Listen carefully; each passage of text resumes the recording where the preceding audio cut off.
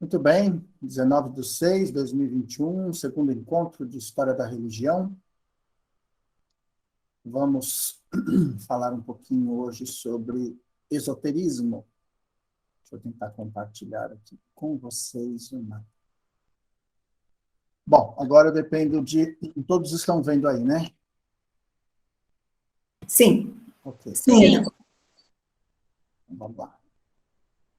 Deixa eu só me posicionar aqui, porque senão eu não consigo falar com vocês.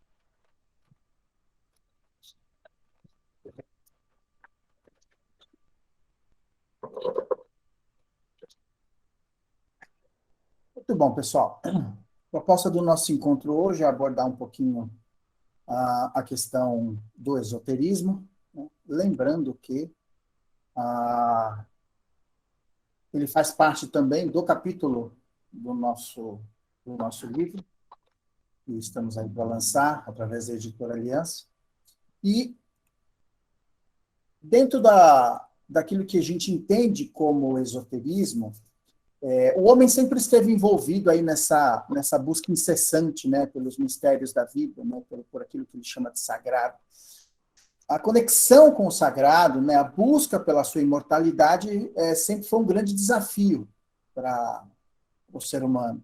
Então, essa busca por entender aí esse universo de coisas, na verdade, que nos rodeiam, a religião ela acaba se tornando uma via muito segura, né, muito propícia para a gente poder compreender esses mistérios, para a gente poder entender tudo que envolve a vida humana no planeta Terra.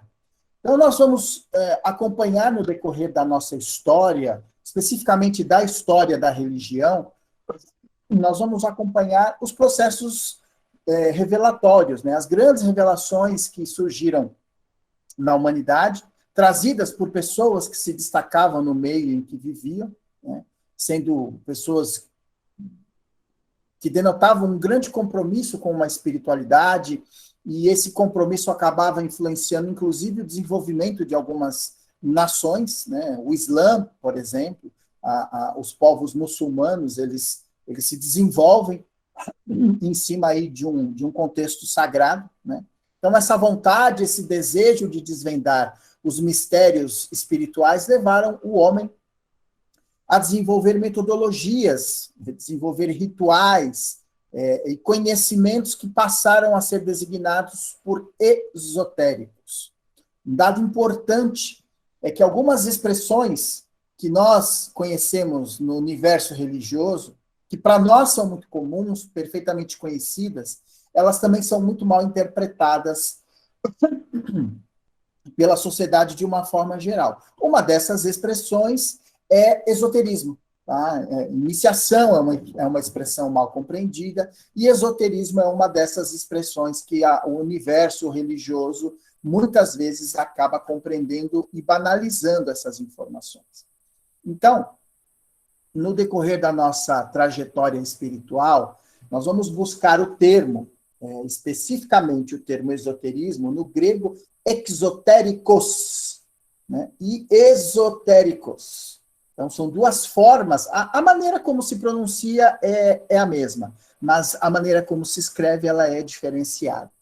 Então, existem duas formas da gente entender o significado dessa palavra.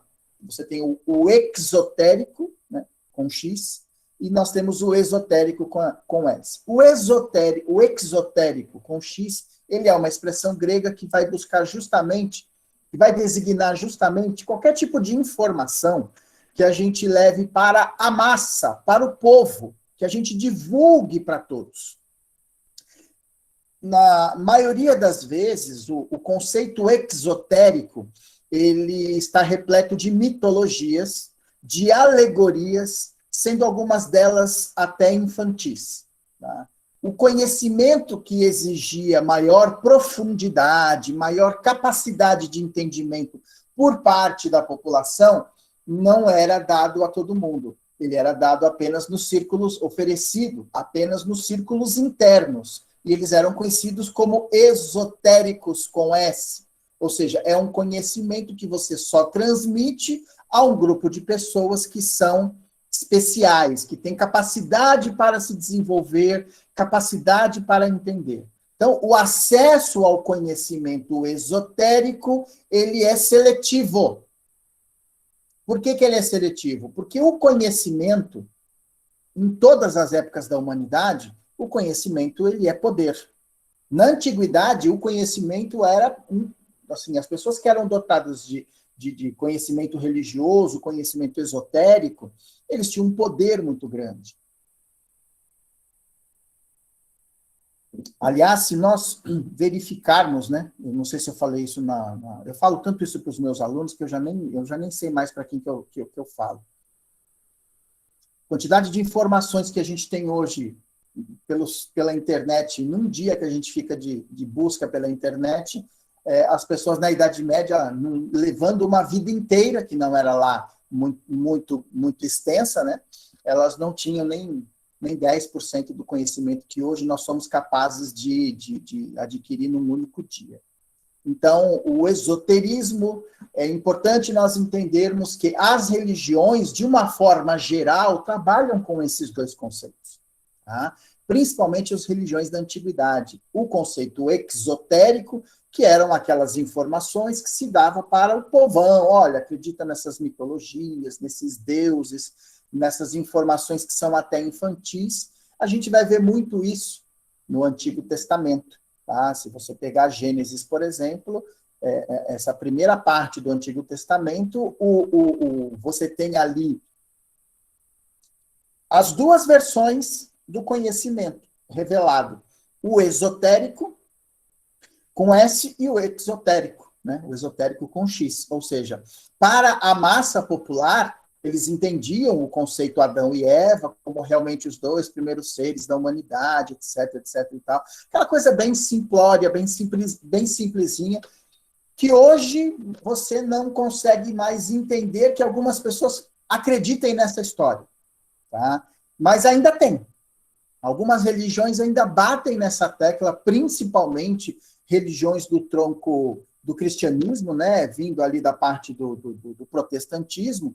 Você tem ainda uma parcela dessas pessoas que ainda batem muito nessa questão dessa tecla do conhecimento exotérico, né, do interpretar literalmente as palavras. E a gente sabe que dentro do conhecimento esotérico com S, o que o Moisés apenas trouxe para aquela época foi uma quantidade de informações que eram veiculadas nos templos iniciáticos egípcios e que retratavam essa questão do processo evolutivo, ok? Sinto muito. Já passou do horário. Pedindo para entrar, não dá. Portanto, quando a gente utiliza esses dois termos, nós vamos entender o seguinte: todas as religiões, gente, todas as religiões da antiguidade traziam esses dois conceitos. Inclusive o próprio cristianismo, se nós olharmos nas diversas vertentes que acabaram surgindo como proposta de interpretação do evangelho, nós vamos ter ali vertentes exotéricas e esotéricas. Embora o Cristo tenha sido, em alguns aspectos, muito claro em relação no que se diz respeito a questões morais, né? Mas o próprio Jesus, né, ele acaba dizendo ali que algumas pessoas não poderiam interpretar aquilo que ele estava falando, mas a gente sabe que, pelos estudos que são feitos, que ao colegiado dele ali, ao círculo interno dele ali, ele passava muitas informações. Tanto que é fácil de verificar isso quando nós notamos que o seu discípulo querido, né, o mais amado não é porque ele amava mais e não gostava dos outros, é porque ele tinha maior identificação, maior afinidade, que era João. João, mais tarde, vem nos trazer, através da sua mediunidade, o Apocalipse, né? O João, de todos os apóstolos, era o mais místico, era aquele que mais se aproximava, mais conseguia alcançar a mente e o coração do Cristo. Então, ele conseguiu interpretar muita coisa do que Jesus havia dito a ele, porque já era um espírito um tanto quanto preparado para essas coisas. Né? Muito bom. Vamos lá. Sequência aqui. Bom, Essas escolas que existiam no passado, é muito comum que a gente designe essas escolas como escolas de mistérios, né? Então, essas religiões elas ficavam divididas nesses conhecimentos esotéricos para pessoas com capacidade de retenção, de absorção de um alto nível de conhecimento. Né? Mas qual era o motivo de todo esse segredo? Veja bem, abordei um pouquinho já na aula passada, mas gostaria de deixar isso reforçado entre nós. As religiões também foram usadas como instrumento de manipulação, de dominação das massas. Né? Falamos isso aí na apresentação passada, em relação aos sacerdotes egípcios, né? E a capacidade que eles tinham de condicionar ali aquelas pessoas, a capacidade que eles tinham de poder trazer informações e conduzi-las, porque, afinal de contas, eles eram os detentores do conhecimento. Então, todo o conhecimento, por essas escolas transmitidos, eles vão fazer parte de uma sabedoria universal que sempre foi anunciada pelos grandes mestres. Então, em sua parte esotérica, com S, o conhecimento ele vai exigir do adepto capacidade de abstração e de interpretação de símbolos. E isso, gente, só vai acontecendo com o tempo, conforme o adepto vai amadurecendo dentro do próprio conceito ou dentro da própria escola da qual ele faz parte. Então, não são todas as pessoas que tinham acesso ao desenvolvimento intelectual. E a espiritualidade, na antiguidade, era uma prática bastante rudimentar, né? Para quem não apresentasse ali, pelo menos, níveis mínimos satisfatórios de maturidade espiritual. Então, o acesso a assuntos e mesmo a práticas espirituais não era de interesse de todas as pessoas. Aliás, né, se nós olharmos, a maior parte da população na antiguidade, ela estava, como ainda está, muito preocupada com a vida material. Há um ensino de Buda, que inclusive ele é mencionado pela professora Lúcia Helena Galvão em uma das lives dela, que é uma professora de filosofia do Instituto Nova Acrópole, e ela faz menção aí a uma das passagens da história de Buda, Siddhartha Gautama, né?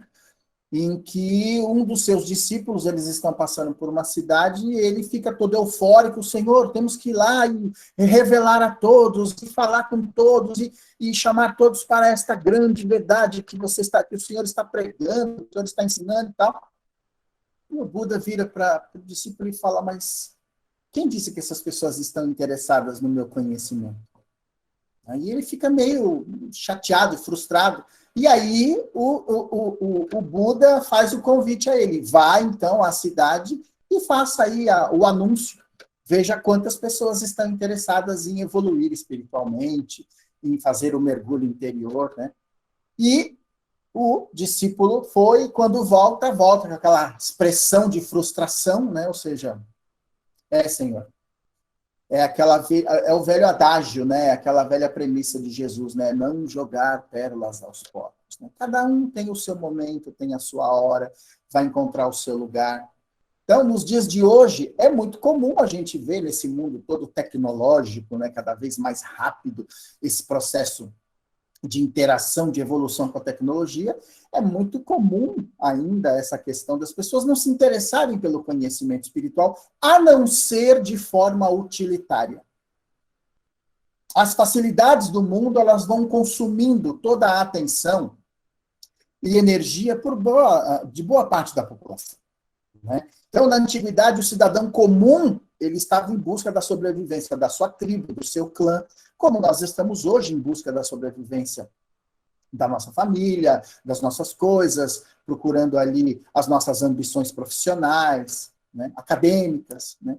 Então, cabia a poucas pessoas, na verdade, no passado, o culto a esses deuses, às divindades, cabia a poucas pessoas serem os intermediários dessas escolas espirituais, desse conhecimento esotérico com S, desse conhecimento, dessa busca interna. Então, se o interesse espiritual não era para as pessoas comuns, faz todo sentido esse conhecimento não ser revelado não ser lançado à massa popular. Não, o mais comum era as pessoas terem uma espécie de herança, né, de tradição religiosa, porque você vai à missa, porque a sua mãe vai, porque o seu pai vai, mas você não é católico, mas você não é protestante, você vai ao centro, toma um passe, você vai a um terreiro de umbanda, faz um tratamento, mas, assim, compromisso mesmo não tem, né? Então, é muito natural, era muito... aliás, era até uma precaução que esses conhecimentos não fossem revelados para todo mundo. Tá? Então, muitas vezes, quando se dava esse tipo de conhecimento para algumas pessoas, elas iam usar, ou elas não iam entender o que tinham em mãos, ou iam entender e fazer uso completamente equivocado desses, vamos dizer assim, desses poderes. Então, na verdade, seria muito bom que pessoas com pouco desenvolvimento moral fossem impedidos, né, de ter acesso aí a determinados tipos de conhecimento. Mas, enfim, não é assim que as coisas funcionam na vida. Né? Nós evitaríamos muitos problemas na humanidade se pessoas com condições morais extremamente duvidosas e problemáticas não tivessem acesso a tantos conhecimentos. Um instrumento cortante nas mãos de um hábil cozinheiro, ele vai fazer uma comida maravilhosa, né? Nas mãos de um assassino, a gente já sabe o que ele pode fazer. Nas mãos de um degenerado, a gente já sabe o que ele pode fazer. Basta a gente olhar, por exemplo, nós temos um grande exemplo na humanidade, que foi Adolf Hitler, que foi um Stalin, que foi um Mussolini, um Che Guevara, que foram assassinos tenebrosos aí, né? Eles se encaixam em perfis do psicopata, né? No mínimo de um sociopata, que acabaram utilizando o instrumento da forma equivocada. Então, em maus, os maus acabam utilizando ali esse conhecimento de forma equivocada. Muito bom. Vamos para a nossa próxima. Quando a gente fala desses conhecimentos esotéricos que eram revelados apenas a pessoas específicas, né, escolhidas, na verdade, existem as chamadas leis universais, né, as leis que são desenvolvidas, interpretadas, na verdade, pelos antigos esoteristas, né? Essas leis, elas são conhecidas, em primeiro lugar, porque elas são guardadas, né? Elas foram guardadas durante muito tempo, as 7 chaves, né? O conhecimento dessas leis, eram secretos justamente pelos motivos que a gente acabou de mencionar. Então, conceitos como evolução, karma e reencarnação, eles faziam parte desse conjunto de informações esotéricas que eram partilhados apenas para quem realmente tivesse capacidade de entender a finalidade da evolução, a finalidade do karma e a finalidade da reencarnação. E não é só o entendimento intelectual da proposta, é o entender e sentir a necessidade de se aproveitar desses conhecimentos. Ou seja, você entendeu o seu processo de evolução. Então, quem eram as pessoas que tinham essa capacidade? Eram poucas as pessoas. Então, se nós olharmos hoje em dia, esses conhecimentos hoje estão vulgarizados. Então, eles já não são mais esotéricos com S. Eles são exotéricos. Já são divulgados para a massa toda. Então, hoje todo mundo sabe qual é a finalidade da evolução, hoje todo mundo sabe a finalidade do karma, hoje todo mundo sabe a finalidade da reencarnação. As doutrinas espiritualistas que trabalham com essas correntes de conhecimento, elas explicam. Então, está lá. Então, hoje você tem um conhecimento que não era revelado, que hoje está vulgarizado. Né? Na verdade, isso começa, e acredito que tenha sido até uma estratégia espiritual, vamos dizer assim, né, desses seres que governam o planeta, de se vulgarizar mesmo, de se popularizar esses conhecimentos, para que as pessoas, ainda que começassem a ter ideias equivocadas, mas no meio de tudo isso nós vamos encontrar pessoas que vão acabar absorvendo de forma bastante madura esse tipo de conhecimento. E aí que a gente vai ver na França, em 1857, esses conhecimentos serem direcionados ali para os acadêmicos, principalmente, né? E aí você vai ver evolução, karma e reencarnação começar a tomar um ar de ciência, de um aspecto filosófico importante, né? Era alguma novidade esses conhecimentos? Não, claro que não eram novidades. Mas, veja bem, eles eram proibidos pela Igreja. A Igreja Católica proibia esse tipo de conhecimento e depois, com a Reforma Protestante, eles rechaçavam tudo isso. Então, adotado apenas por doutrinas espiritualistas que tinham características reencarnatórias e mediúnicas, né? Se bem que é curioso saber que na Inglaterra, por exemplo, se nós olharmos o espiritismo anglo-saxão na Inglaterra, que se desenvolveu na região ali, ele não aceita a reencarnação. Olha que curioso.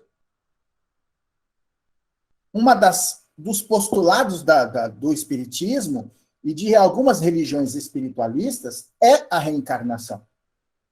Só que é curioso, o espiritismo anglo-saxão, inclusive, com espíritos se comunicando através dos médiums, tem um espírito, por exemplo, numa obra chamada, não sei se é Diversidade dos Carismas, é do Hermínio Miranda, que foi um dos maiores pesquisadores de mediunidade que nós tivemos aqui no Brasil.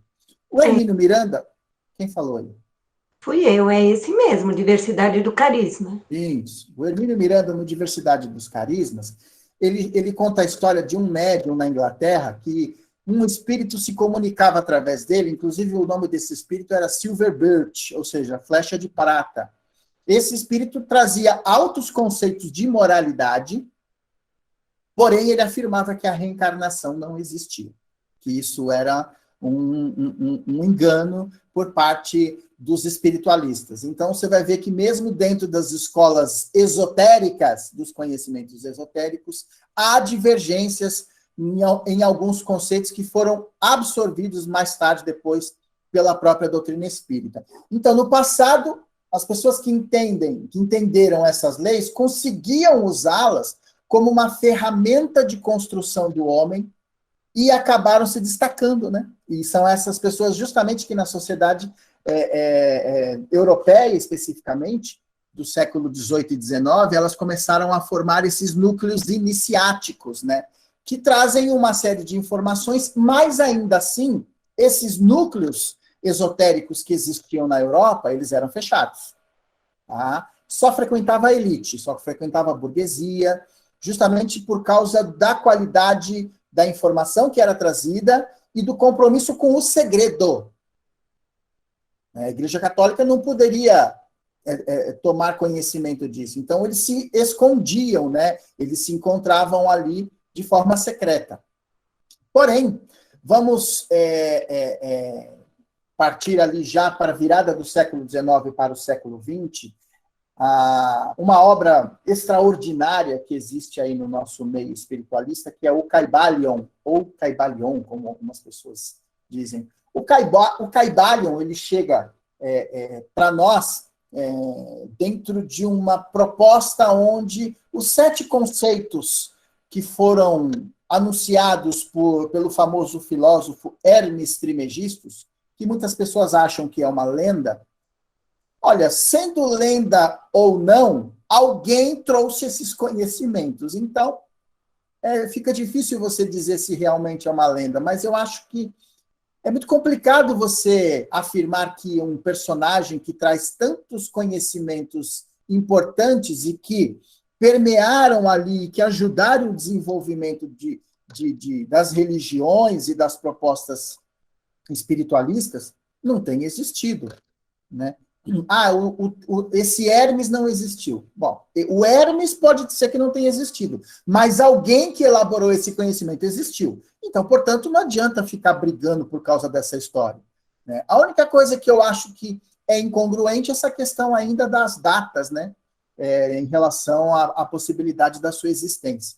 Mas nessas escolas espiritualistas que hoje divulgam esse livro, foi dito, né, que muitas das informações que a população recebia eram as informações exotéricas e, portanto, conceitos infantis de espiritualidade. justamente pela falta de maturidade espiritual, de capacidade de abstração, sem contar que em muitos lugares esses conhecimentos eles eram guardados para que seus portadores realmente não pudessem exercer ali um poder. Então, a gente percebe que havia um controle, até por questão de disputa de poder mesmo entre aqueles que detinham esse conhecimento. E aí, nós vamos encontrar, dentro desse livrinho aqui, que é uma fábula, esse livro ele é fininho, gente, ele não tem 100 páginas, tá? Facinho de ler. Uma das frases do livro, que ela é, inclusive, uma frase esotérica, iniciática, né? Os lábios da sabedoria estão cerrados, exceto aos ouvidos do entendimento. Escrevi errado, faltou um T aqui. Aos ouvidos do entendimento. Ou seja, não dê conhecimento às pessoas que não estão preparadas para recebê-lo. Ora, veja bem, isso a gente faz com os nossos filhos. A relação que existe entre pai e filho, ela é uma relação iniciática. Há conceitos que nós não vamos passar para os nossos filhos. A gente até passa, mas a gente passa em forma de mitologia, que não é uma mentira, mas sim uma forma de se dizer uma verdade. Ou há conceitos que não tem como passar ainda, por quê? Porque não há maturidade o suficiente para que eles possam compreender. Portanto, a nossa própria relação dentro de casa, na criação dos nossos filhos, ela é uma relação esotérica. Ela é uma relação esotérica. Né? Outro conceito iniciático, esotérico desse período, dar leite às crianças e carne aos homens feitos. Né? Isso é muito utilizado dentro da maçonaria, por exemplo, que é uma escola iniciática antiga. O significado pode ser o mesmo. Dê àqueles que têm capacidade de entender a informação correta. Aos que não têm a capacidade de entender a informação correta, nós passamos apenas conceitos infantilizados, muitas vezes. Então, essas duas sentenças que eu acabei de mostrar aqui para vocês, elas demonstram que o conhecimento era algo que somente pessoas especiais tinham acesso. Daí que surge essa questão da expressão esotérico, ou seja, aquilo que precisa ser mantido num círculo interno e só pode ser oferecido apenas a iniciados. Usei já o exemplo de Adão e Eva, que é uma forma simbólica. Aliás, é muito curioso porque, assim, se nós olharmos algumas tradições esotéricas do passado, o conceito de Adão e Eva, Adão representa o corpo físico no esoterismo e Eva o espírito. Então, não tem nada a ver com essa conversa de ter sido o primeiro homem, o segundo homem. Ou seja, é um conceito esotérico, é um conceito iniciático. E por aí vai uma série de significados de acordo com o próprio grau em que a pessoa se encontra dentro dessas escolas iniciáticas. Então, o próprio Moisés, ele vai escolhendo uma série de simbologias para ele passando as informações, mas ele revela isso ao colegiado que fazia parte ali do seu círculo interno. A própria busca por Canaã, ou Canaã, né, a chamada cidade, a terra prometida, ela é uma busca simbólica. Canaã, ou Canaã, é o homem interior. Então, quando a gente começa a analisar as coisas dentro de um perfil um pouco mais espiritual, de verdade, a gente vai percebendo que o espírito, conforme ele vai amadurecendo, ele vai entendendo isso. Então, esse conhecimento esotérico, ele passa dessas leis universais, por exemplo, vamos usar a doutrina espírita. Quem traz isso para o espiritismo é o comandante Edgar Armon. Então, se vocês olharem naquela apostila Iniciação Espírita, que é a aula 84, o Edgar Armon pega essas leis que estão aqui no livro, só que olha só como é interessante. O comandante Edgar Armon, ele é conhecido dentro do movimento espírita por ter sido um cara de mente aberta, por saber transitar, né, entre essas escolas do Oriente para o Ocidente, trazer muitos conceitos orientais para o espiritismo. Então, nós vamos notar que, nessa apostila, ele amplia essas leis. Ou seja, no Caibalion são 7. Na apostila são 12. O Armon faz uma uma série de desenvolvimentos ali para explicar um pouco dessas questões, só que ele traz ela num conceito palpável, ou seja, aquilo que antigamente foi revelado apenas a pessoas escolhidas, numa escola, por exemplo, como é a Escola de Aprendizes do Evangelho dentro do Centro Espírita, através dessa aula 84, a gente tem acesso a essas leis. Claro que, ainda assim, nós vamos encontrar pessoas com um grau de dificuldade para entender essa proposta, tá? Há um grau de dificuldade ainda para entender essa proposta. Então, se a gente parar para prestar atenção, muitos conceitos, ou praticamente quase todos aqueles conceitos que eram considerados como esotéricos com S para o círculo interno, hoje eles são exotéricos, eles estão revelados, eles são divulgados à massa. Então, ou seja, não são mais conceitos secretos. Eles podem ser discretos, mas de secretos eles não têm mais nada. Né? As próprias escolas espirituais, escolas iniciáticas, que antes se reuniam apenas no segredo, hoje elas não precisam mais disso, né? Hoje são apenas escolas discretas, né?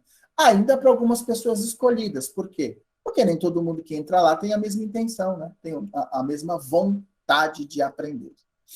Bom, o livro Kybalion, ele contendo ali os 7 princípios de Hermes Trismegistus, ele entra dentro desse grau de importância que a gente acabou de falar, e ele explica, aliás, é um dado importante da gente colocar, que isso foi introduzido em 1950, né, com a criação da Escola de Aprendizes do Evangelho na Federação Espírita do Estado de São Paulo, e o Armon, com todo o seu critério, acaba nos trazendo uma série de informações das escolas orientais, né, dessas informações esotéricas, e ele introduz isso, ele populariza isso no movimento espírita. O próprio conceito de karma, de chakras, de duplo etérico, de elementais da natureza, isso era das tradições espirituais esotéricas. O Edgar Armon populariza tudo isso. Sentaram a lenha nele, né? Falaram um monte de besteira, né? Mas aí depois veio o André Luiz com o tempo e começa a ratificar tudo isso, aí a poeira baixou um pouquinho mais, né? Mas precisou ter confirmação aí de outros espíritos em relação a isso, para o movimento espírita nacional, por exemplo, começar a pensar um pouquinho nessa ideia.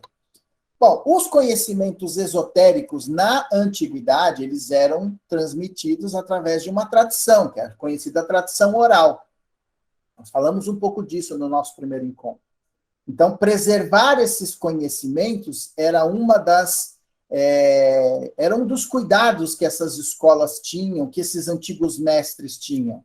Esse processo ele é muito interessante, porque mesmo assim, a gente vai ver que essas anotações que eles transmitiam, algumas pessoas, né, alguns discípulos anotavam, mas mesmo essas anotações, elas eram mantidas em segredo. Na Idade Média, por exemplo, se a gente olhar essa questão da escrita, na Idade Média era muito raro você conhecer uma pessoa que soubesse ler e escrever. Existiam reis que não sabiam ler e nem escrever, que eram analfabetos. Carlos Magno foi um deles. E mesmo entre as pessoas que muitas vezes sabiam escrever alguma coisa, na verdade eles não sabiam ler, eles só sabiam copiar, ou seja, eles eram desenhistas de letras, né? E muitos deles vinculados à tradição oral. Então isso aconteceu muito com a Bíblia, por exemplo, né? Com os textos que foram compondo aí depois Antigo Testamento e Novo Testamento. Boa parte dos copistas que tinham na antiguidade, eles não sabiam ler. Eles só estavam copiando, nada além disso. Então, imagina a quantidade de erros que não ocorreram, e isso acabou até dificultando bastante o entendimento de alguns desses escritos ou manuscritos. Então, era mais comum a tradição oral, e mesmo porque, qual era o maior, o medo dos grandes mestres do passado? A vulgarização do conhecimento. Você dar a pessoa um conhecimento que ela não é capaz de absorver, ou se absorver, ela não é capaz de mantê-lo na sua pureza. Portanto, ficava só na tradição oral. Então, esse era um dos motivos. Então, a produção do pensamento em série, na verdade, ela acontece ali tempos depois, justamente através de uma figurinha chamada Gutenberg, né, que é o que inventou a imprensa de tipos móveis. A impressora da Idade Média foi inventada em 1450. Os chineses já tinham elaborado alguma coisa, mas o processo deles não era viável para uma produção em série. A máquina a prensa de tipos móveis, ela poderia ser fabricada com muita facilidade. Então, é através do Gutenberg, né, que é o responsável por disseminar o conhecimento na forma de produção literária, ou seja, através da impressão, né, dos escritos. Então, aí a coisa começa a mudar de figura. Nós estamos falando já do finalzinho da Idade Média, né? Antes disso, as obras eram confeccionadas como? À mão. Eles usavam peles de animais, algumas obras com papiro, mas na Idade Média, por exemplo, na Europa, era muito raro você encontrar uma obra de papiro, porque era muito caro. Era um custo muito alto esse tipo de papel. Os chineses inventaram o papel que nós conhecemos por volta de 105 depois de Cristo. Mas era muito caro, né? Era muito difícil. Então, somente com Gutenberg nós vamos ver ali que o livro poderia ser produzido em série. Tá? Então, isso foi uma inovação. Só que é um negócio interessante. Veja bem, nós estamos falando ainda de um período em que a Igreja Católica ela tinha um olhar muito, vamos dizer assim, muito crítico em relação a isso. Tá?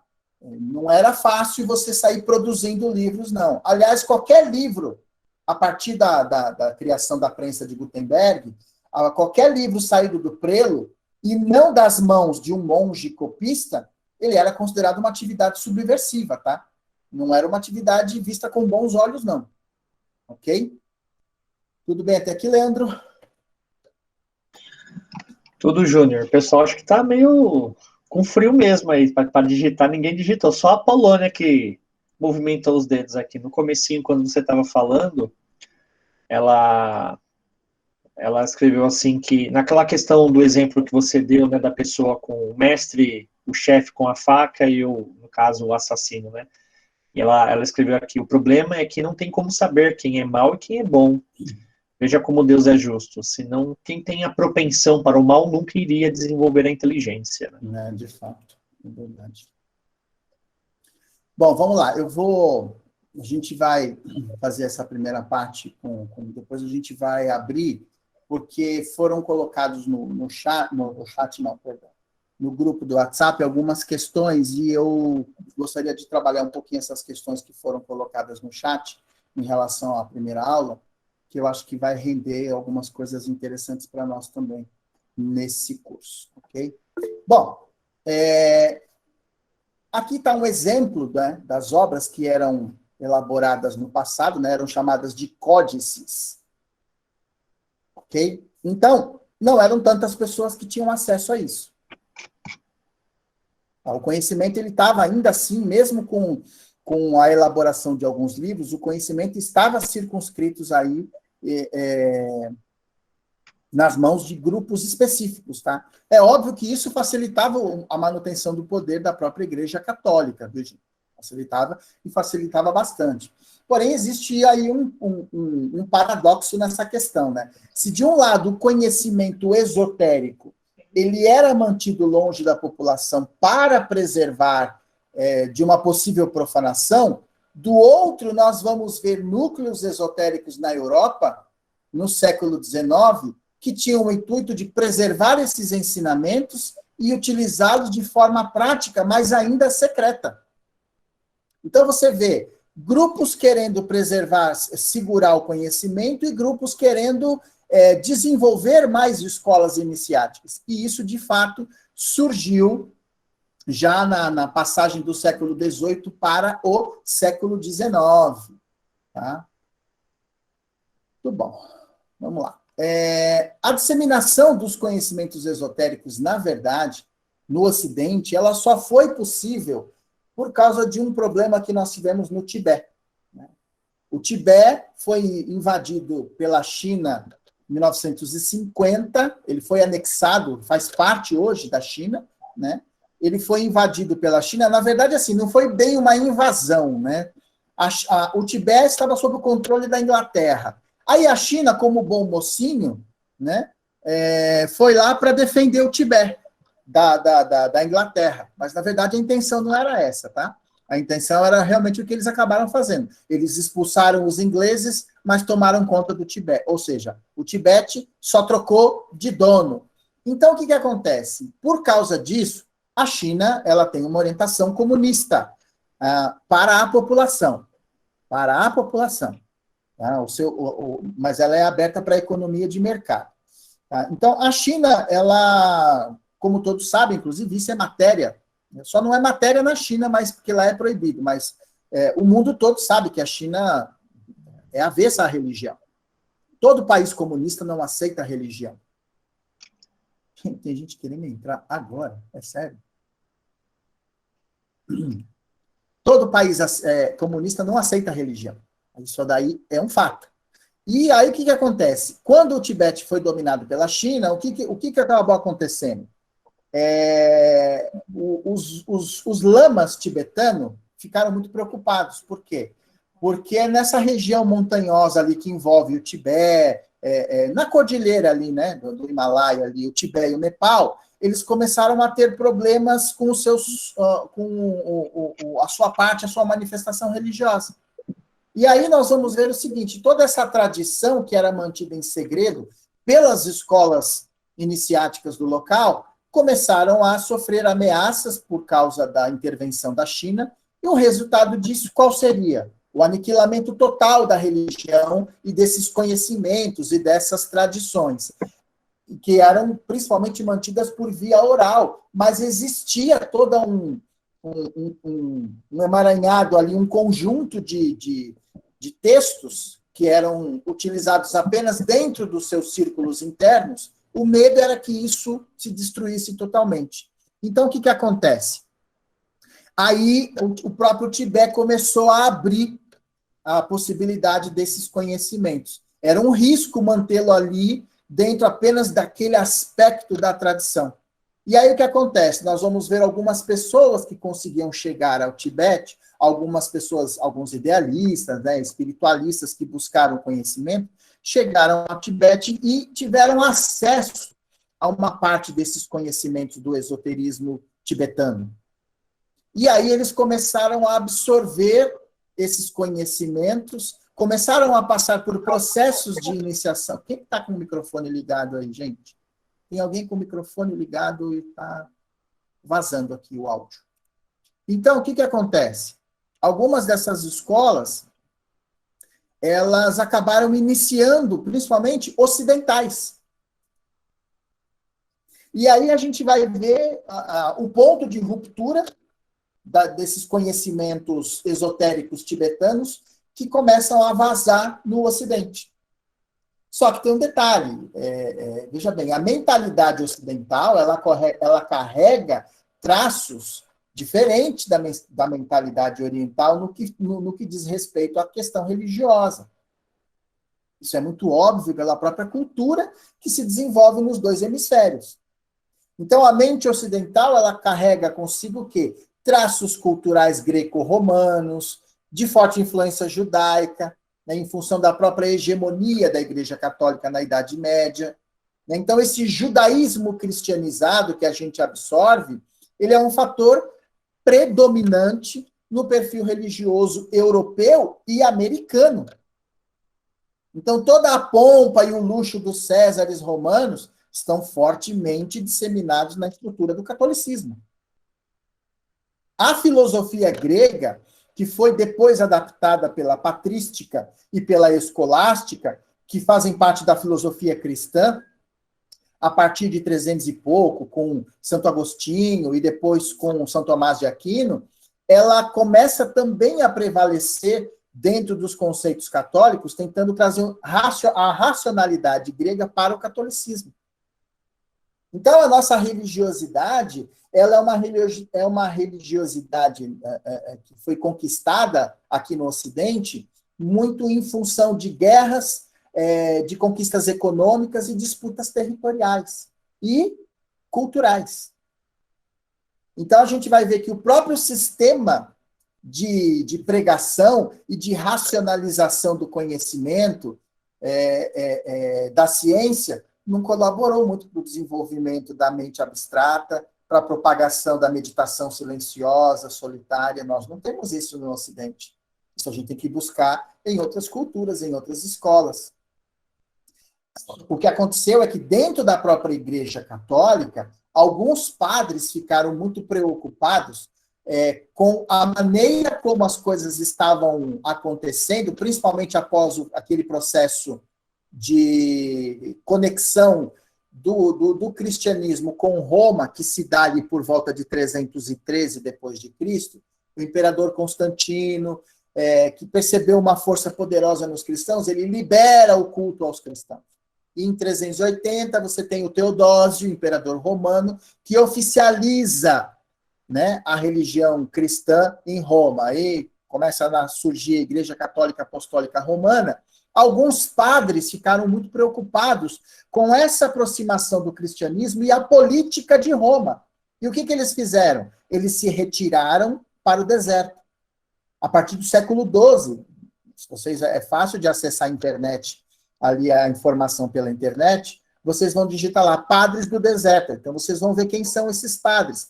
São um grupo diferenciado dentro da Igreja Católica que sai do burburinho daquela igreja que já estava se contaminando com a política romana e se afastam, vão para o deserto para meditar, para buscar viver de oração, para buscar viver de contemplação.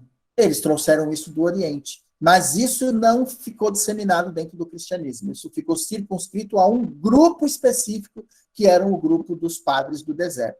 Eles tinham uma espiritualidade muito curiosa, muito interessante, mas adotaram esse sistema de isolamento da sociedade, né? de busca por retiro espiritual, né? Que, aliás, isso existe até hoje em várias outras escolas do catolicismo. Então, penetrar esse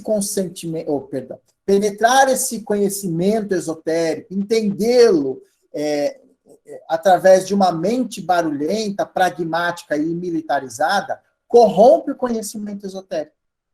Por quê? Porque os valores da iniciação espiritual dessas tradições orientais não são absorvidos através da pregação, através do barulho.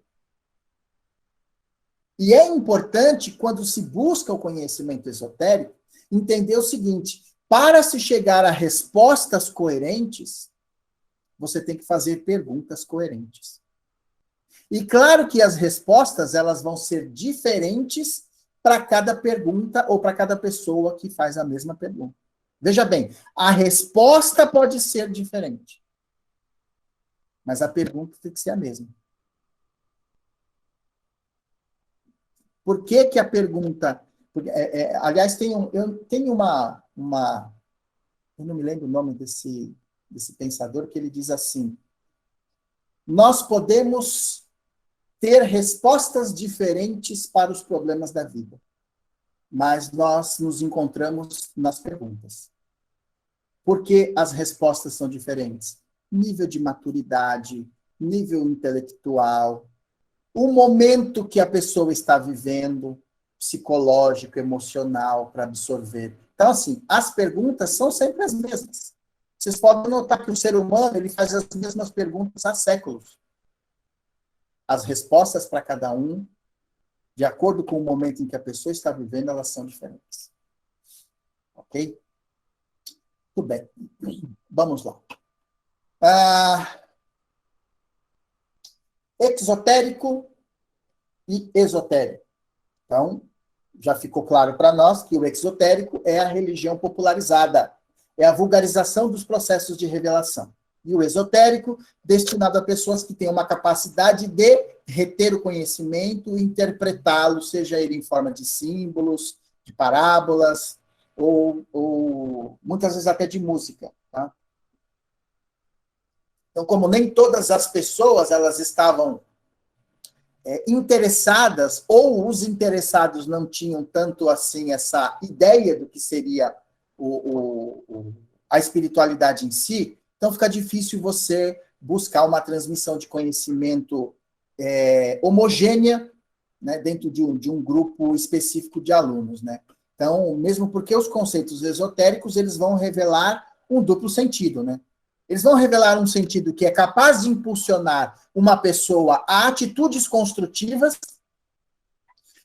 que tem uma finalidade elevada, e o outro sentido pode justamente fazer o efeito contrário. Se mal interpretado, ele pode levar ao desenvolvimento do egoísmo, da luxúria, e isso vai promover o quê? A deformação do caráter. Nós temos um exemplo clássico na história russa, que foi Rasputin, né? O Rasputin era um místico, era um esotérico, né? Era um mago, que utilizava a sua força mediúnica, não só mediúnica, mas utilizava a sua força anímica, né? A sua paranormalidade, para conquistar benefícios materiais dentro do Império Russo, né? Do czar Nicolau, da família Romanov.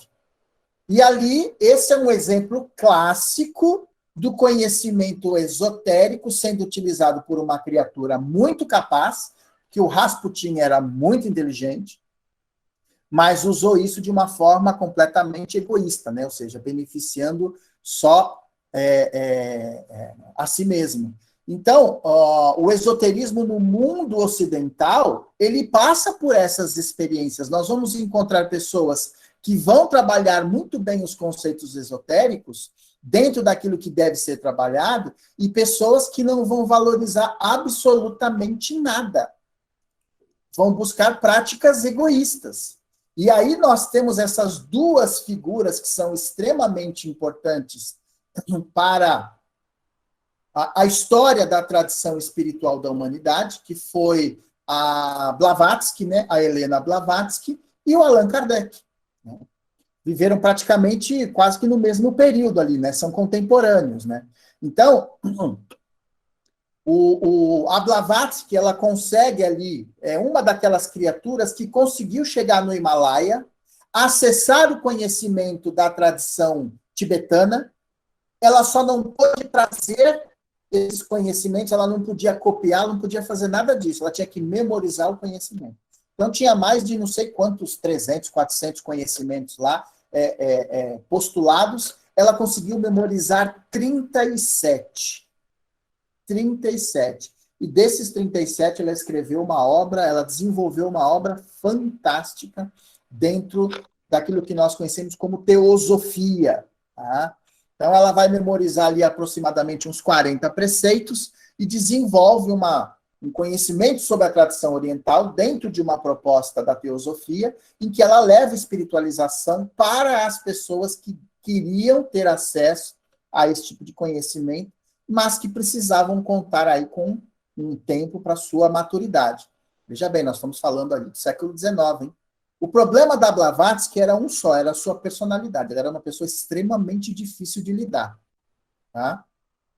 Não é à toa que a gente vê muitos médiuns aí tendo muitos problemas justamente por causa da sua personalidade ali muito forte e radical em alguns conceitos, tá?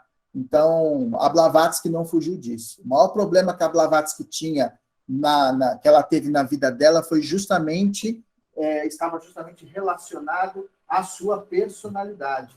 Eu quero recomendar aqui a todos vocês essa obra aqui, ó, sobre a Blavatsky e um pouco sobre o esoterismo, tá? Essa obra aqui, ela fala que a Blavatsky ela é a mãe do esoterismo ocidental, a mãe do esoterismo moderno. Essa obra, ela tem... Eu vou mandar no grupo depois, ela tem 1000 páginas, tá? É facinho de ler, em uma semana vocês conseguem ler isso aqui, tá? Então, aqui vocês vão entender um pouco do trabalho da Blavatsky, inclusive... Eu vou colocar todas as obras que eu mencionei aqui para vocês, depois eu jogo lá no grupo, tá?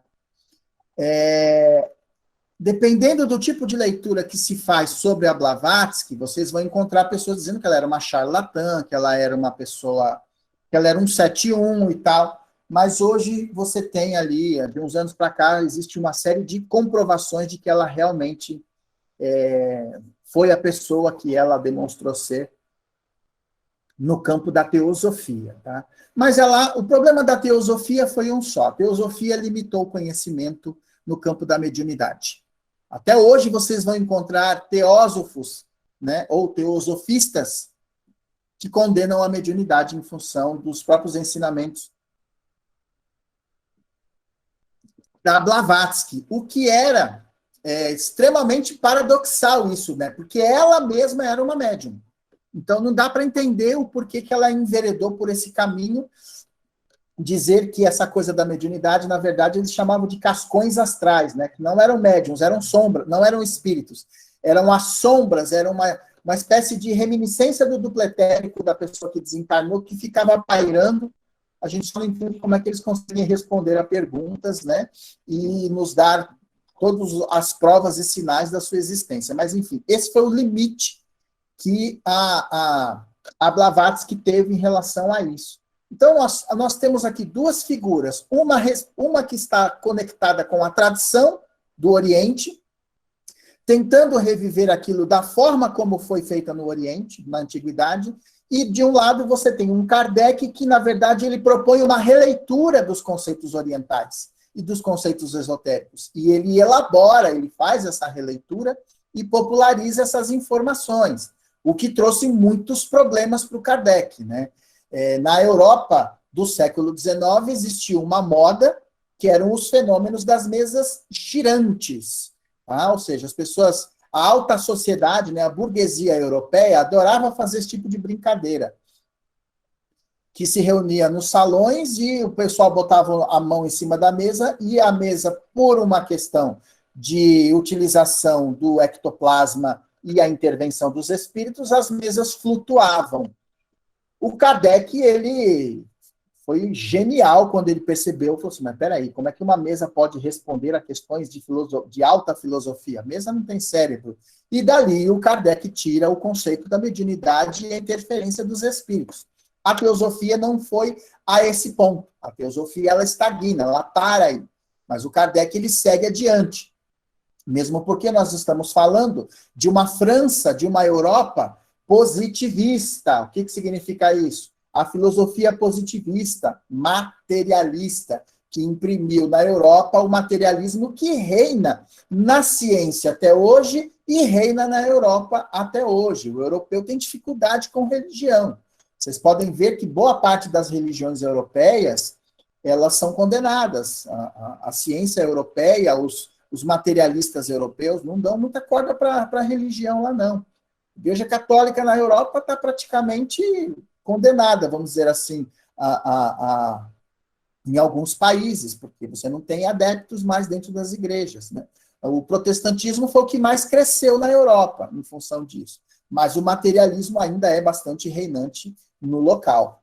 Então, esses conhecimentos espirituais dessas escolas do passado, o Kardec consegue trazê-los, fazer uma releitura desses conhecimentos, ocidentalizá-los, tá?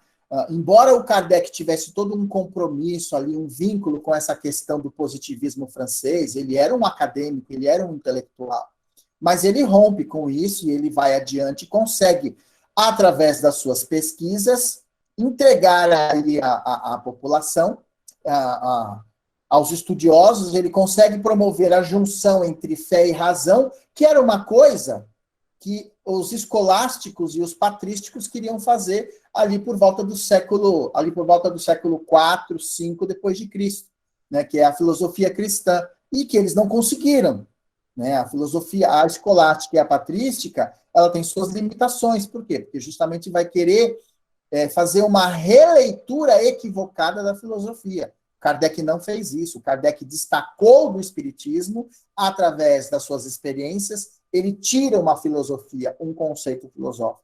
Por isso que deu certo, por isso que teve o sucesso que teve.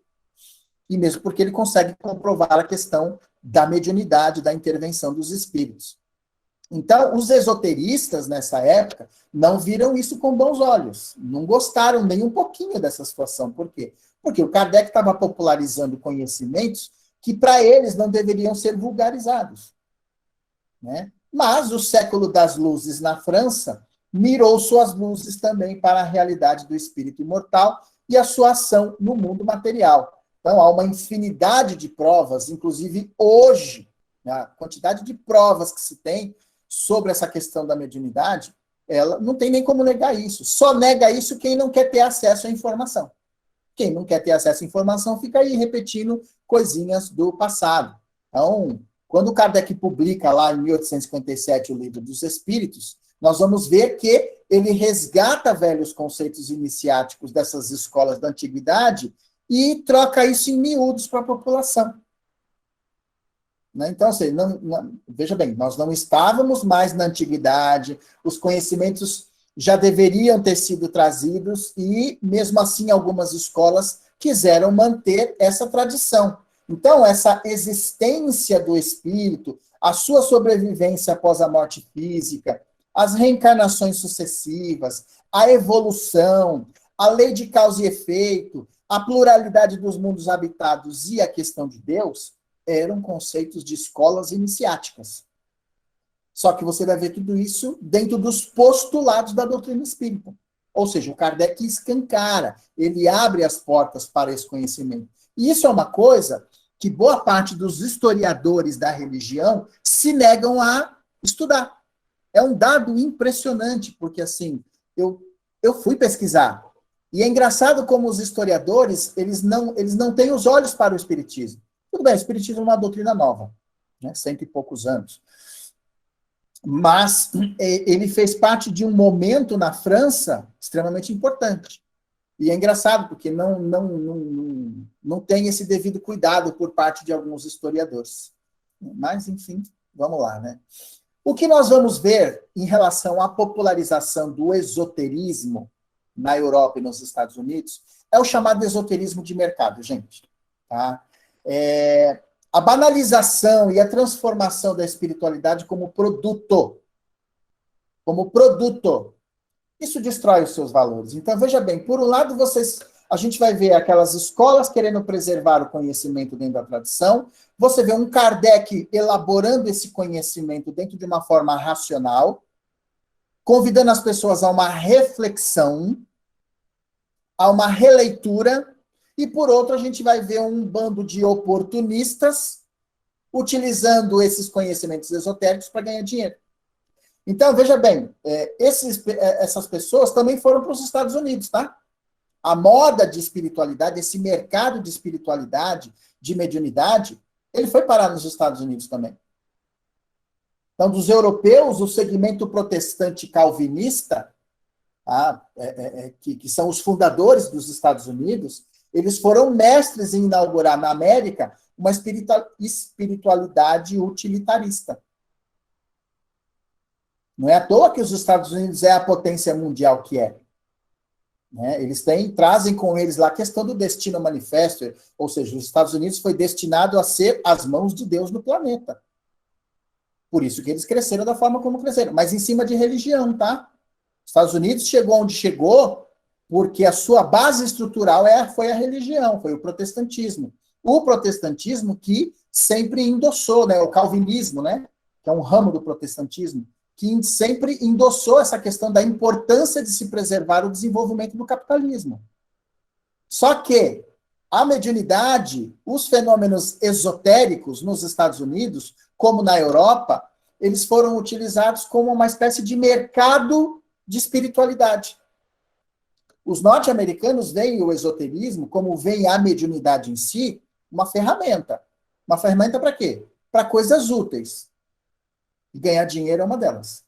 Então, é muito comum a gente ver programas norte-americanos de médiums famosos, mas veja bem, eu não vou dizer todos, tá? Mas eu me lembro de um médium há um tempo atrás, tanto que ele sumiu. Os programas dele, assim, eram muito bons, que eles reuniam pessoas de dois lados, né, do palco, e ele ficava embaixo, e aí ele ia passando e ia falando, eu vejo aqui, eu sinto desse lado aqui, um fulano que se chama ou com tal característica. Aí alguém gritava, é meu pai. Mas veja bem, antes dessas pessoas irem a esses programas, a equipe de produção dele entrevistava todo mundo. E começava a pedir uma série de informações. Então, o que ele fazia? Ele fazia uma seleção na cabeça dele, tanto que ele não adivinhava de todo mundo. Ele escolhia 2 ou 3 ali, que ele decorava, e virou um fenômeno. Mas são programas editados. Tá? Então, nos Estados Unidos, você tem muito isso do charlatanismo, das produções hollywoodianas. Você tem médiuns que são médiuns de fato, porém utilizam a mediunidade como fonte para ganhar dinheiro, tá? E você tem esse mercado esotérico de produtos, né, de esquisitices, que também são utilizadas para ganhar dinheiro, tanto na América quanto na Europa. E isso veio para o Brasil, tá, gente? Isso veio para o Brasil, ok? Muito bem. Eu não sei quem foi que falou isso uma vez, fala que no Brasil a gente vê tudo que é esquisito, né, fala que é esotérico, né? Eu vi isso em algum lugar, que falou assim, isso não é esotérico, isso é esquizotérico, né? É um bando de esquisitices uma atrás da outra, né? Que não tem fundamentos, né? Não há fundamentos nessas coisas, ok? Bom, em cima disso que a gente falou, vocês querem fazer alguma colocação? Ou o Leandro está castigando vocês? Tem uns apontamentos aqui, Júnior. Vamos lá. Vamos lá. Deixa eu subir aqui. Tem bastantes elogios aqui para mim hoje. Obrigado, pessoal, pelos elogios. Só que não. Não falei nada. Depois, em outro momento. Obrigado, Val. Você é muito bacana. Esperava isso da Kátia, viu? Mas ela não faz. Vai ver, foi a Kátia que mandou ela falar. É ruim, hein? Bom, a Janice, ela colocou aqui um comentário sobre o final da Idade Média, é incrível, né? Surgindo, renascendo, a arte, a cultura, os espíritos mais evoluídos, né? Você sempre menciona isso naquele seminário do Armon, né? No Tempo do Comandante. A influência espiritual que houve, né? Nesse período. Sim. Você pega um Michelangelo, você pega um Rafael Sanzio na arte, né? Você pega o próprio... oh, meu Deus, como é que é o nome da criatura agora? Leonardo da Vinci? Leonardo da Vinci, um dos homens mais incríveis que existiu na face da Terra. É impressionante esse homem, impressionante. O Vladimir fez alguma pergunta, ele queria fazer uma pergunta depois sobre esse livro, Edições. Agora eu não entendi qual livro que foi, Vladimir. Esse que fala da Blavatsky?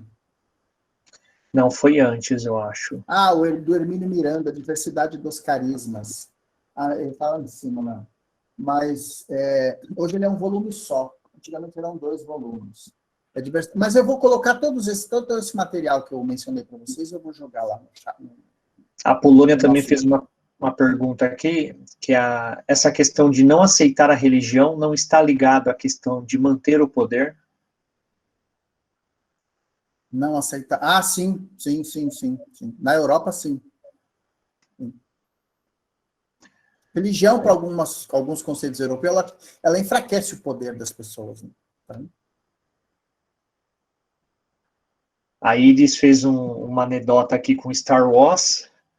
Esse assunto é muito a saga de Guerra nas Estrelas. Quando passaram o conhecimento para quem não podia, né? O lado negro da força tomou conta. Exatamente. Né?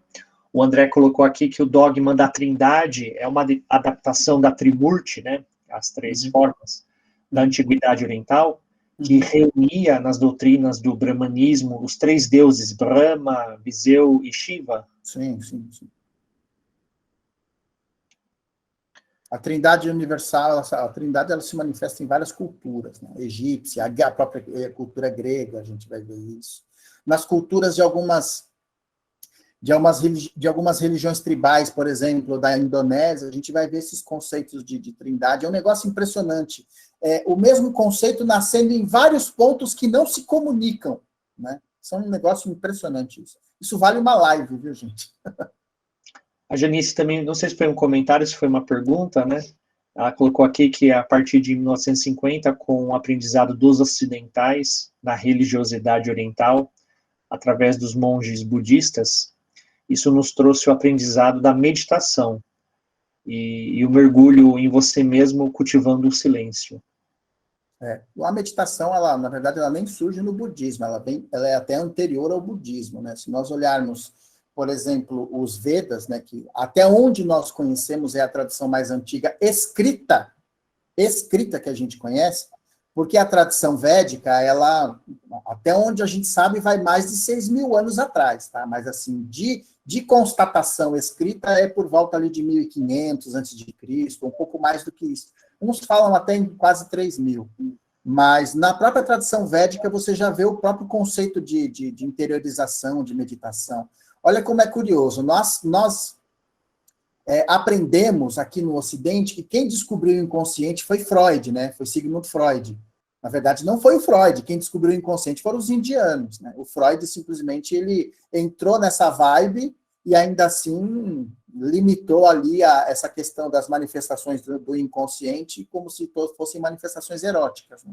Graças a Deus tivemos um Jung que nos salvou de tudo isso depois, né? A Lúcia Furlan, a nossa jovem aqui participante, ela fala assim: Júnior, eu desconheço se hoje os jovens se reúnem em torno de uma mesa para fazer o copo girar. Na minha adolescência, hoje eu tenho 24 anos de idade, saí bem, né, Lúcia? Era bastante comum. Inclusive, eu participei de várias reuniões com esta finalidade. Olha, veja bem, a gente precisa contextualizar algumas coisas. Isso serviu para uma época, né? Eu tive isso quando era... Embora a Lúcia tenha 24, eu tenho 23, tá? Mas eu tive isso na minha mocidade, no colégio. A gente fazia a brincadeira do copo no colégio, né? E funcionava, né? Assim, algumas coisas às vezes funcionava, o copo quebrava, o copo estourava, eram umas coisas meio... Só que assim, depois ficava todo mundo perturbado, né? Porque espírito que vai se aproximar, né? A gente tem essas informações. Mas isso, nos primórdios, né? As mesas girantes, por exemplo, é uma espécie de brincadeira do copo.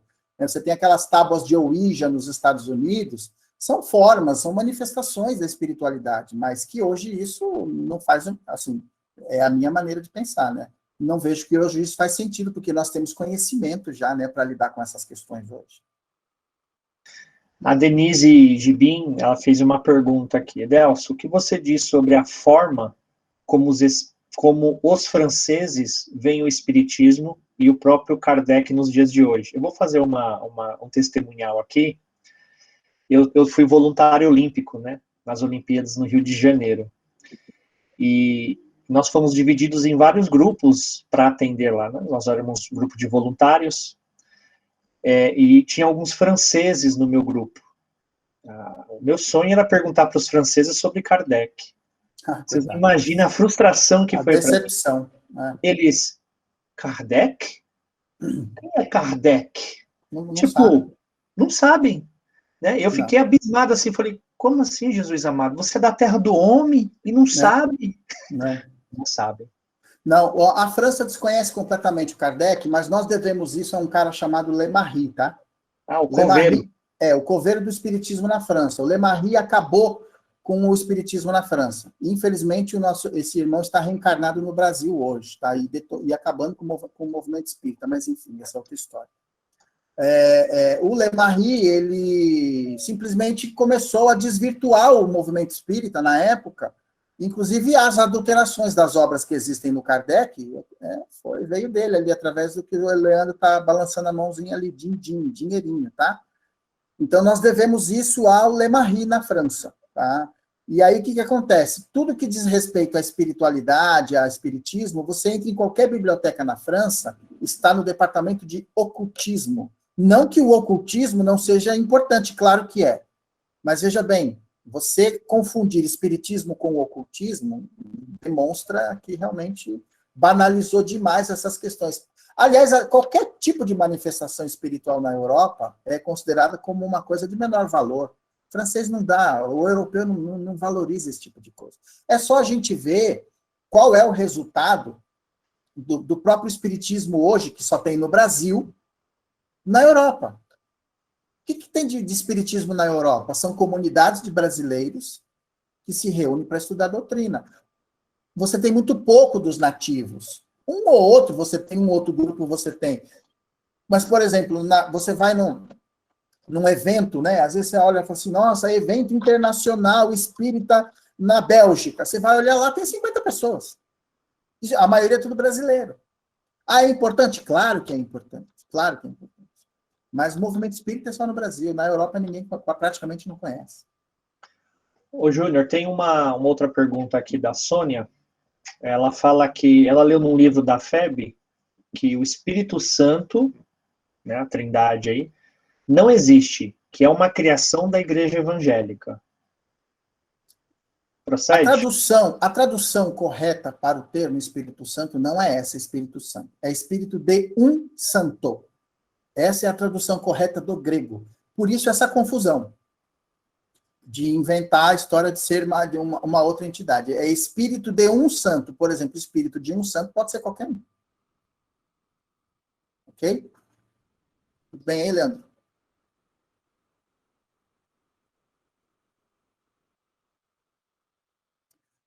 A Clariana fez uma pergunta aqui. Como que é?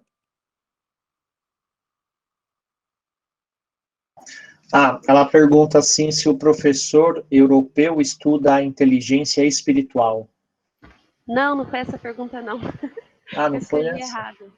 Eu perguntei se o europeu estuda inteligência espiritual, já que ele não é religioso, ele estuda uma inteligência espiritual. Sim. Você tem... Vou te mostrar aqui, ó. Esses autores aqui, ó. Isso aqui é muito disseminado na Europa, tá? Chama QS, Inteligência Espiritual. Isso aqui é muito disseminado na Europa, tá? Mas é por um grupo muito pequeno, tá bom? O que vocês vão encontrar na Europa, eu vou digitar aqui mais especificamente na Inglaterra. Ó, tá no chat aí, chama Grupo Escola. Quando vocês tiverem tempo, dá uma pesquisadinha, é que eu tenho o livro, mas está na minha outra estante. O Grupo Scholl, de pesquisas na Inglaterra, é um grupo de médiums que trabalham com pesquisas na área da materialização. Eles acabaram, encerraram suas atividades, mas é impressionante o que eles conseguiram. Impressionante. Tá? Eles traziam, porque assim, o europeu e o americano, para pegar fraude, é assim, ó. Eles pegam mesmo e desmascaram e levam a pessoa para ser execrada publicamente. Então, o Grupo Scholl, o que eles fizeram? Inclusive, tem vídeos no YouTube, documentários que foram trazidos para o Brasil. É um negócio impressionante. Técnicos da Kodak, né? Para quem tem mais de 24 anos, como a Lúcia, aqui vai saber o que é a Kodak, que fazia aqueles filmes de rolo, que entrava na máquina e tal. Os técnicos da Kodak, eles foram convidados a participar dessas pesquisas. E o que eles faziam? Eles levavam rolos de filme virgem, lacrados numa redoma de vidro. Só poderia ser aberto no laboratório. Então, eles colocavam a redoma lá de vidro com o filme no centro da corrente mediúnica deles e depois levavam para revelar. Gente, é impressionante as revelações. As revelações que acontecem nos filmes, assim. E no livro que eu tenho aqui, eles mostram, tem até foto de extraterrestre, gente. É um negócio impressionante. Impressionante. Exatamente, Iris. Os carismáticos também, exatamente. É por aí mesmo. Então, vão buscar que vocês vão encontrar. Eu queria agora abrir um espaço para o que a gente conversou, as coisas que vocês colocaram no nosso grupo que ficou aberto. Então, o Eloy Robson está aqui, tá, né? Eu vi ele entrando. Sim, estou aqui. Estou aqui. Muito bom. Eloy colocou assim, tem uma pergunta. Qual o papel da doutrina espírita no campo da iniciação, já que antigamente, muito antigamente, apenas os escolhidos podiam ser iniciados? Olha, veja bem. O espiritismo, ele nasce de uma proposta dentro das 3 maiores vertentes do conhecimento, que é ciência, religião e filosofia. Eu costumo dizer que... se for... aberta na Netflix? Oi? Desculpa.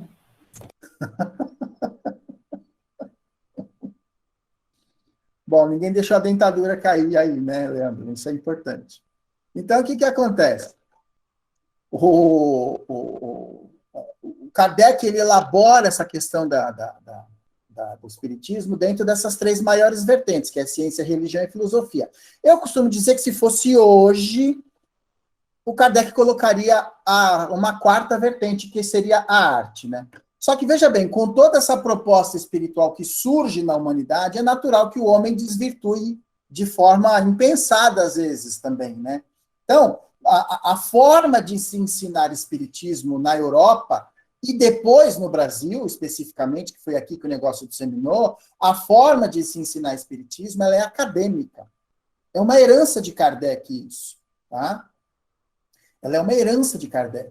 Mas se você verificar, por exemplo, a doutrina chegando no Brasil ali por volta de 1857, 1875, mais ou menos, qual foi a característica predominante da doutrina espírita? O seu aspecto religioso. Isso foi uma coisa que ficou muito forte. Então, o surgimento da figura de Ismael como espírito condutor do Brasil, né, que vai colocando ali, investindo algumas personalidades como Bezerra de Menezes, Bittencourt Sampaio, Jesus Gonçalves, Eurípides Barçanufo e Chico Xavier, o maior de todos os fenômenos que a gente conheceu, e depois a própria figura do comandante Edgar Armond.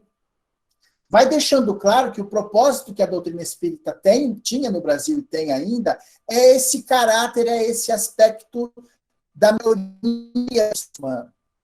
Agora, veja bem, a gente não sabia como transformar esses preceitos morais que estão no Espiritismo, diluído por toda a obra da codificação, em algo prático. Isso Kardec não deixou. Você tem lá um conceito na questão 919, que é atribuído a Santo Agostinho, mas olha só, esse conceito não é do Santo Agostinho, tá? Que é do autoconhecimento, de buscar fazer uma análise antes de dormir e ver se não magoou ninguém. Esse é um conceito que o Santo Agostinho adotou, mas isso não é de Santo Agostinho, isso é de Aristóteles. Que, aliás, o Santo Agostinho estudava muito. Então, o que vai acontecer? Esse processo de tentar transformar esses preceitos morais que estão diluídos na codificação, aqui no Brasil foi um negócio frustrante. Por quê? Porque as pessoas queriam enveredar sempre para a questão da parte científica, da parte filosófica, que é quase que uma imagem do cachorro correndo em volta do rabo. Roda, roda, roda e nunca chega em lugar nenhum. Deu para entender? Então, essas escolas espíritas, elas foram usando uma espécie de programa muito tradicional, que é a herança acadêmica do próprio Kardec. Por isso não deu certo. E aí a gente vai ver a introdução desse processo de iniciação como modelo, tá? Que usa, inclusive, como base o Evangelho de Jesus, que, didaticamente, é justamente a forma como se encontrou de trabalhar essa questão da pedagogia espírita, que é muito propagada hoje em dia, mas, a meu ver, pedagogia espírita é escola de aprendiz do Evangelho. Para quem conhece, está aqui. Então, a gente só vai conseguir ver isso em 1950, quando o Edgar Armond chega lá na Federação. O que a gente precisa entender é o seguinte, esse processo, veja bem, esse processo de iniciação, se ele fosse apresentado na época do Kardec, o Kardec jamais aceitaria isso, gente. Ele não aceitaria esse processo de iniciação que a gente tem aqui no Brasil. Por que ele não aceitaria? Por causa do contexto que o Espiritismo nasceu. O contexto da época rechaçava e continua rechaçando qualquer tipo de forma religiosa na Europa. Os cientistas abominam religião. Pelo menos uma parte. Então, as grandes potências europeias, né, eles tinham a ideia de que, por exemplo, a Índia deveria ser civilizada pelos europeus. Olha o estrago que a Inglaterra fez na Índia. Que precisou aparecer um Gandhi lá para fazer um trabalho de libertação. Então, veja bem, o europeu vê essa questão da religião como uma coisa de menor valor. E aí o Kardec, na época do Kardec, se fosse apresentado o Espiritismo como uma proposta de religião, Jamais, já não chegaria onde chegou, nem chegaria no Brasil, teria sido fadado ao fracasso na própria França, porque os próprios intelectuais que abraçaram junto com Kardec ou pós-Kardec, teriam fugido, corrido, ido embora. Kardec foi muito estratégico, muito estratégico. Então, essa é uma das grandes dificuldades em relação ao processo de entendimento dessa questão da iniciação. A Morgana Mariotti coloca também, até dentro dessa questão, a seguinte pergunta, né? Na codificação da doutrina espírita, Kardec não fala em iniciação, é isso? Não, jamais.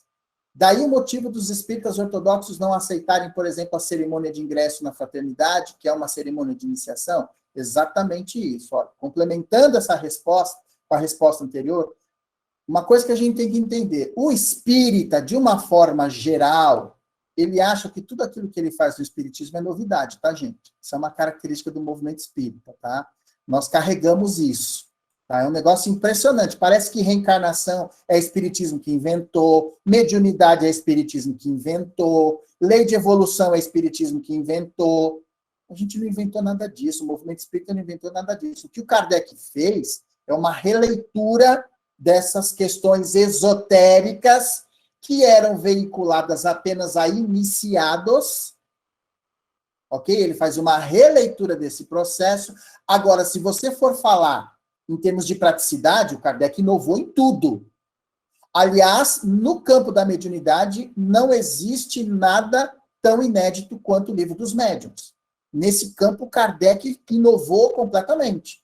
O trato que ele dá na mediunidade é um negócio impressionante.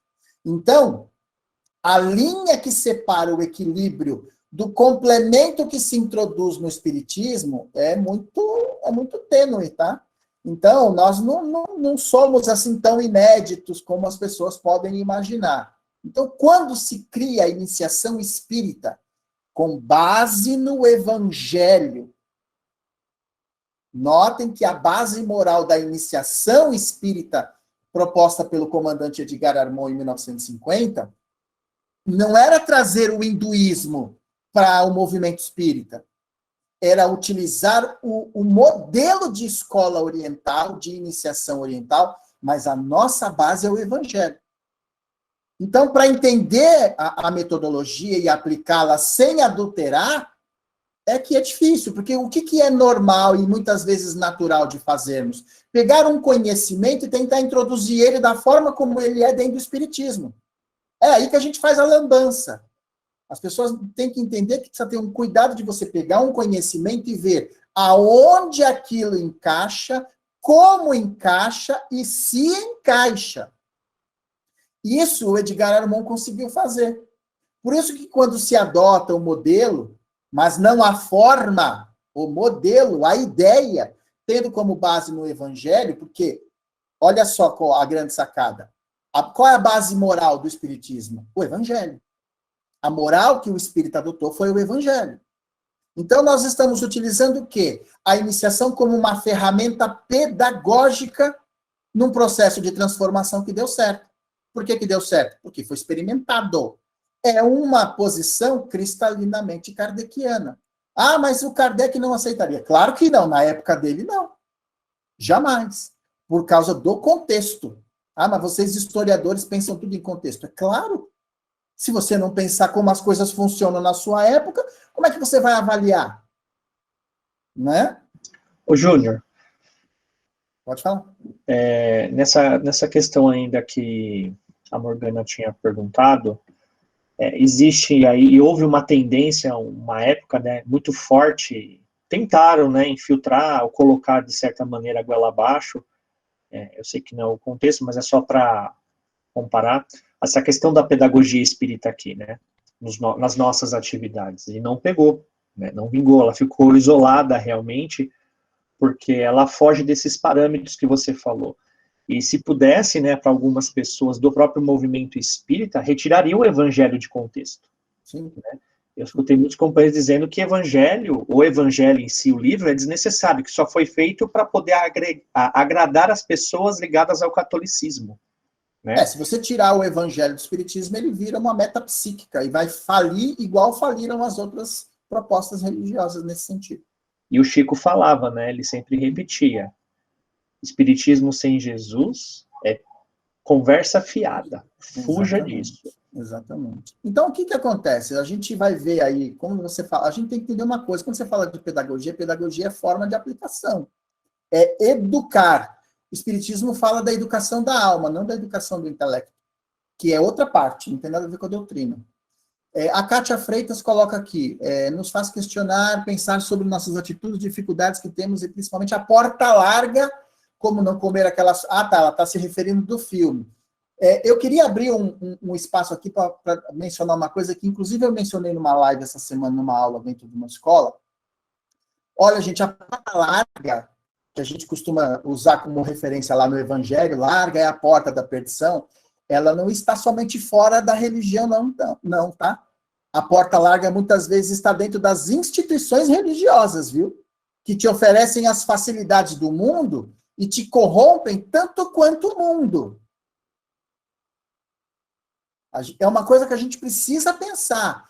Porta larga não está só fora, ela está fora do conceito de religiosidade, mas ela não está fora de algumas instituições. Há instituições que você entra, que você sabe claramente que ali Deus passou longe. A espiritualidade maior passou longe. Por quê? Porque se vive só de festa. Se vive só do quê? De banquetes, de nada voltado a essas questões importantes que fazem parte do processo de transformação, de iniciação. Eu não estou falando de doutrina espírita, estou falando de tudo. Então, não vamos ter um olhar um pouco mais crítico em relação à nossa postura como pessoas religiosas.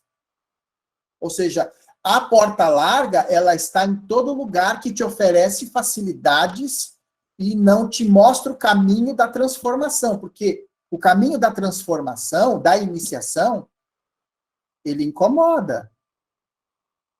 Ele incomoda, ele não te engana, ele não te ilude.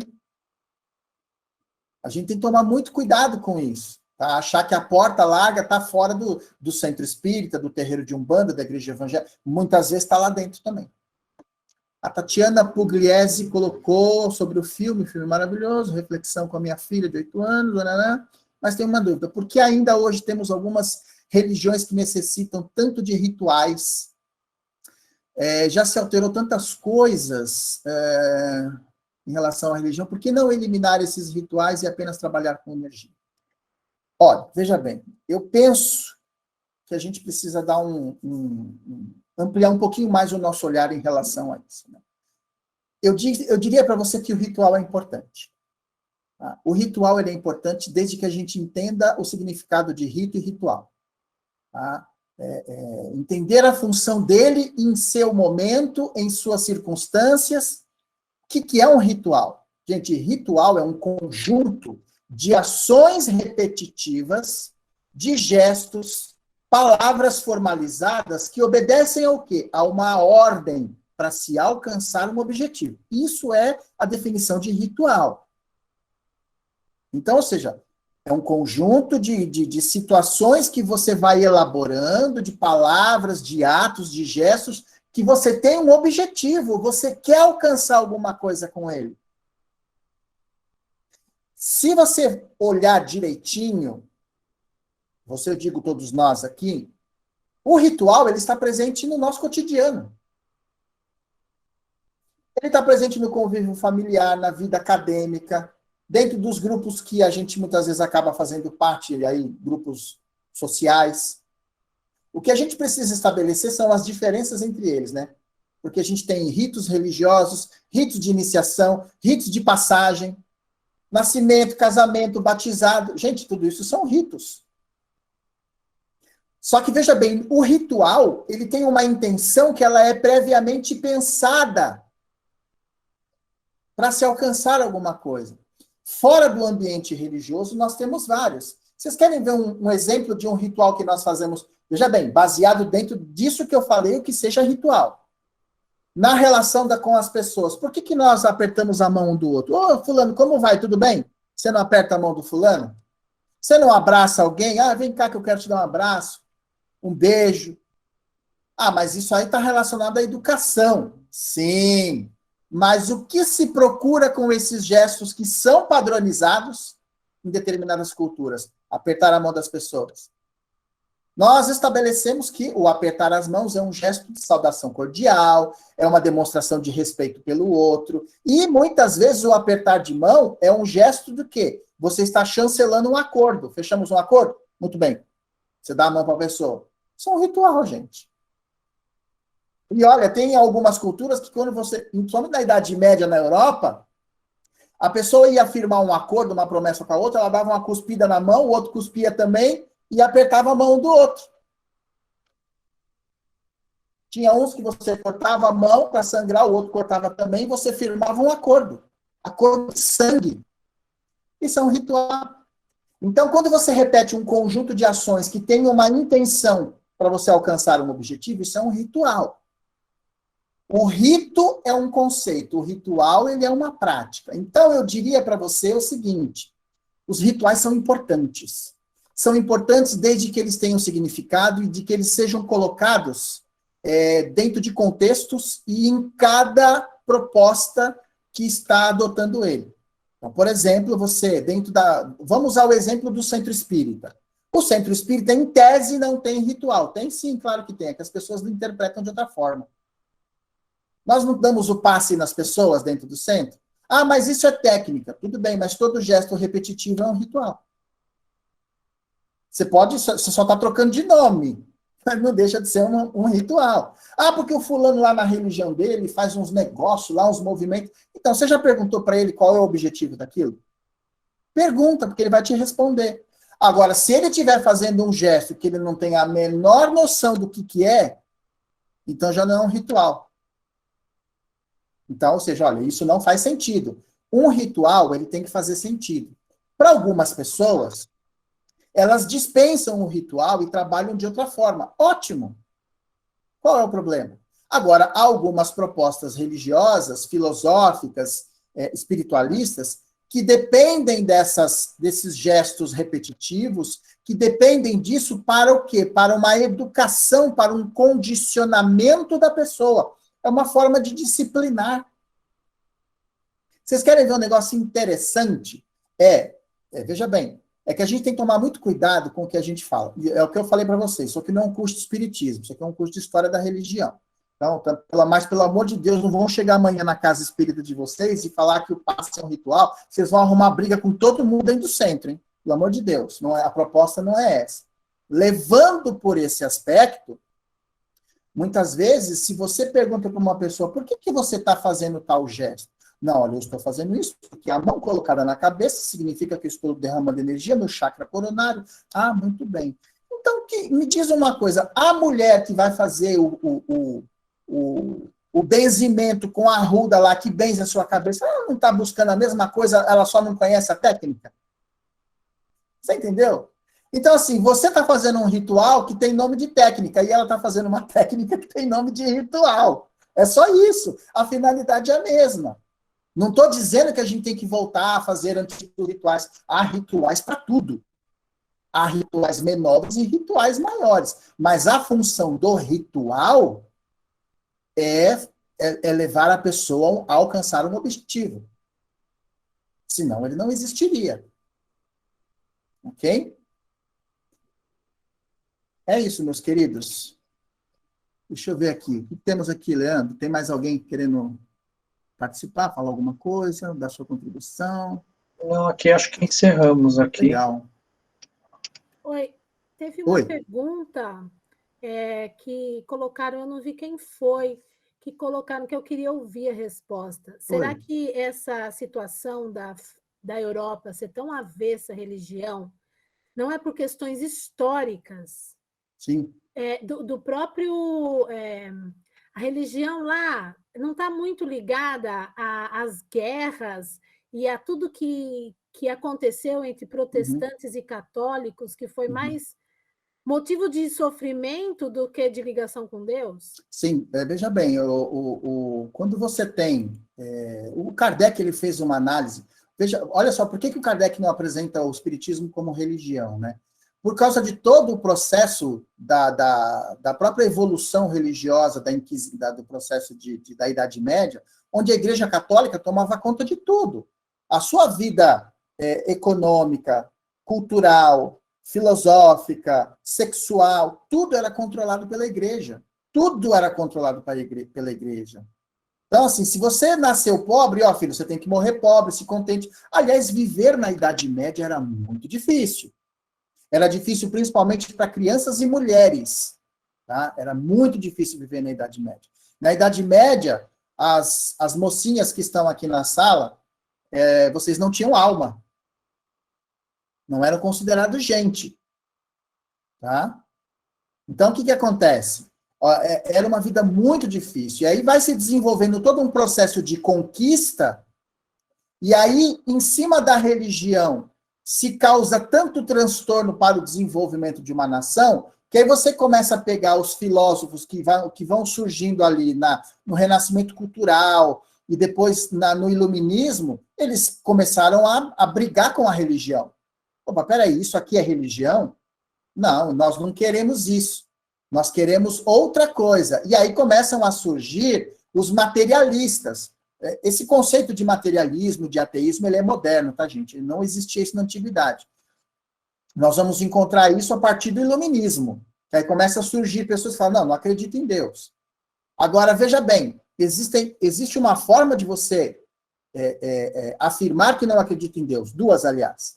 Quando uma pessoa fala, não acredito em Deus. Não acredito em Deus por quê? É um conceito filosófico ou é uma rebeldia sua?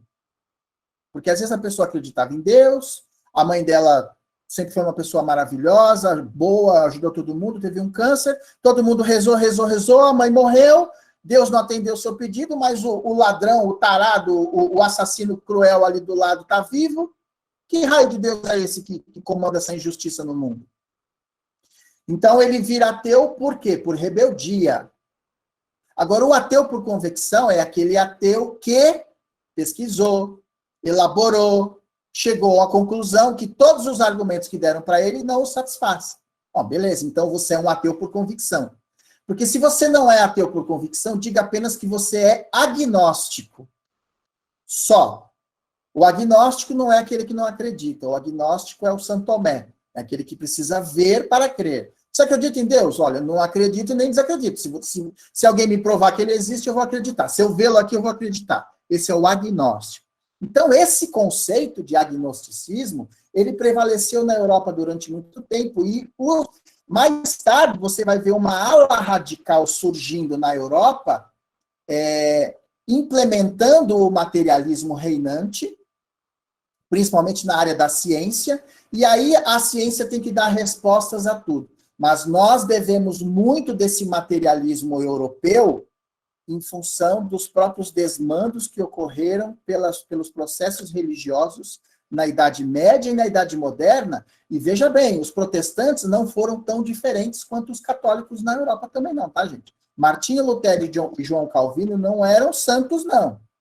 Eles também mandavam matar quem discordassem deles, tá bom? Então, eu fiquei com uma curiosidade. Por que o Kardec teria colocado a arte como uma quarta área de conhecimento? Gente, isso aí é uma ideia minha, é uma maluquice da minha cabeça, tá? Eu acho que ele teria utilizado porque a arte é uma forte expressão, né, da realidade humana, do sentimento humano, né? Aliás, o próprio Chico falava isso. Ele dizia que o espiritismo também iria prevalecer pelo caminho da arte. É que, veja bem, eu faço uma crítica em relação à arte espírita de uma forma geral. Ela é pobre, tá? A arte espírita é pobre.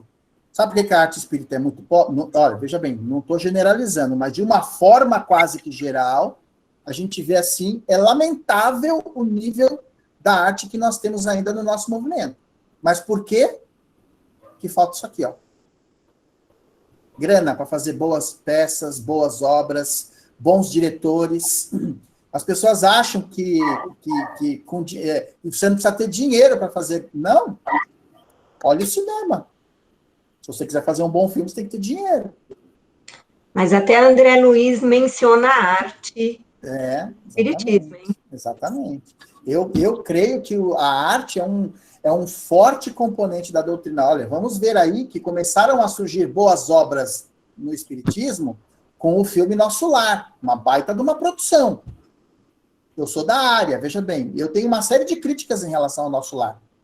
Mas, para o nosso movimento espírita, cara, foi um negócio absurdo para a gente. E aí estão surgindo propostas boas e tal.